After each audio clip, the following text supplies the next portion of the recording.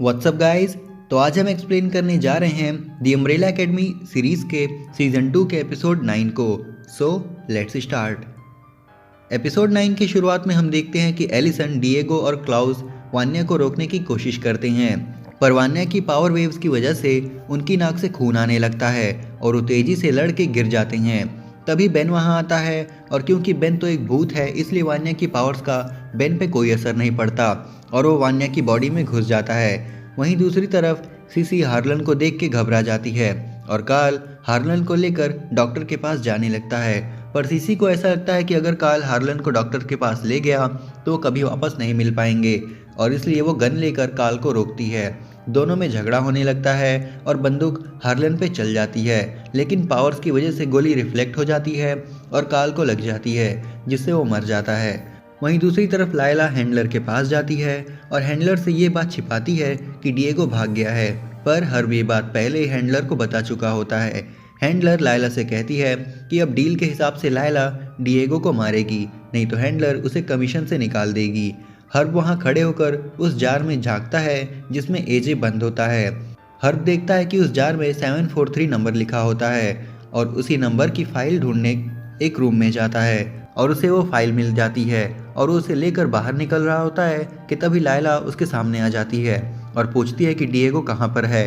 Herb पूछता है कि क्या वो डिएगो को मार डालेगी, जिस पे लायला कहती है कि वो डिएगो से प्यार करती है और उसे नहीं मार सकती।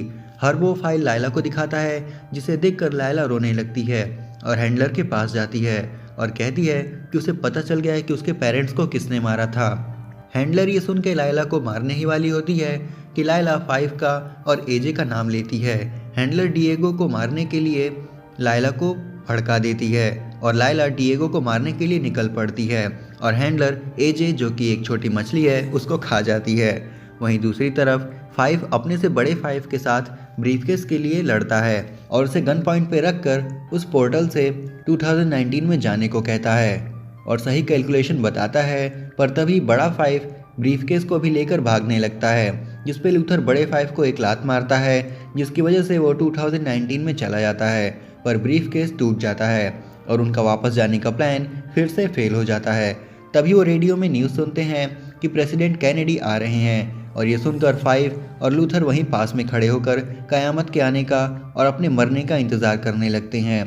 अब हम वान्या को देखते हैं जिसके अंदर बेन घुसा हुआ है और बेन उसे शांत होने को कहता है। बेन उसे बताता है कि अगर वो शांत नहीं हुई तो फिर से उसकी वजह से कयामत आ जाएगी।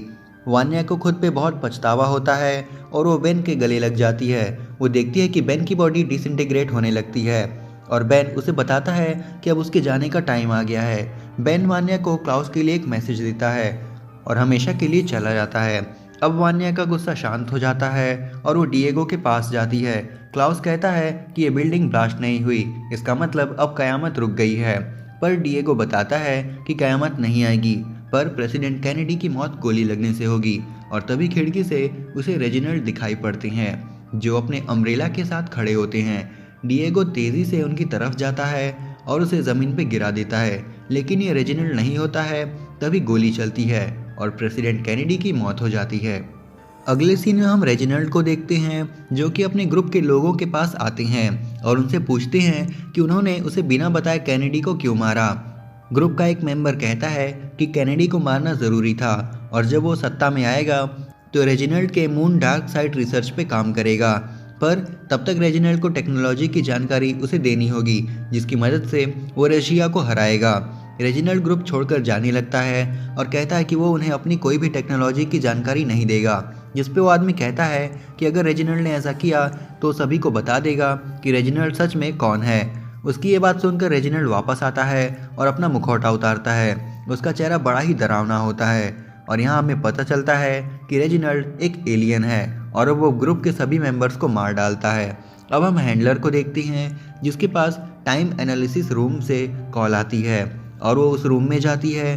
वहाँ बैठा ऑफिसर हैंडलर को हार्लन को दिखाता है, जिसे देखकर हैंडलर ऑफिसर से पूछती है कि क्या यह खबर किसी को पता है, जिस पे वो कहता है कि नहीं और फिर ऑफिसर के सीने में चाकू मार देती है जिससे उस ऑफिसर की मौत हो जाती है।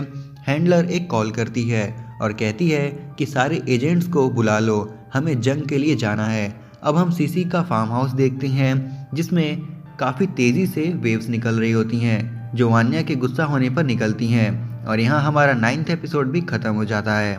उम्मीद करता हूँ कि आपको वीडियो पसंद आई होगी, और अगर आई है तो इसे लाइक और शेयर कर देना, चैनल को सब्सक्राइब कर देना। मैं मिलता हूँ आपसे नेक्स्ट वीडियो में, तब तक के लिए सायोनारा।